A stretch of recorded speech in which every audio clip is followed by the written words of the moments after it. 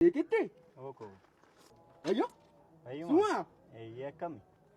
Kaawwannoo saaqi isaan qafaa galma dhugaa faayidee sirbisanii miti Eeyyee. Wayyoo takkatti si jaaladhu tokko si yoo ta'e balbalaa miti maali karaa miti wanuma beekte huccuuf yaale. Wayyoo siima? Fayyuma jirta? Jirta? Naguma? Baay'ee si beekaa sin jaaladha. Akkamiree na beektaa noo?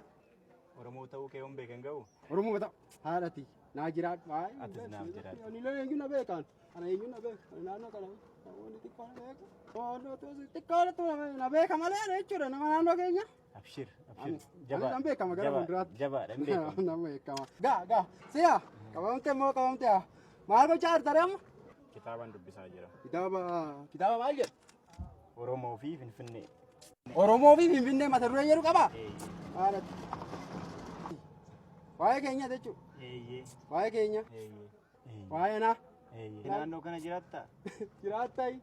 Amma eenyutu jiraadha? Durii kanan jiru amma eenyutu jira? Amma gaa kanatti na argitu wana qaba. Wannan nan ta'e moo? Wa dhiisi. Siya. Abshiriin bari'a. Amma eechayin argadda ammoo soon kitaaba kana argaddee don dubbiseefa? Baay'ee natti tola birri qarshii eessa fuudha? Dubbisuu dandeessaa siif laaddu? Garam dubbina? Maa jechuudha? Ammas jaaladhu akkas hin jibbine itti hikitti waa taali nan dubbisa baay'een dubbisa. Siif kennuure? Baalo haa to'a maal dubbista? Kan biraan bitadha rakkoon qabu. Rabbeet. Namni qabaan bira. Rabbeet. Meeqa kan? Kunooti. Fuudhuuraa? Haganite? Eeyyee. Haadhati.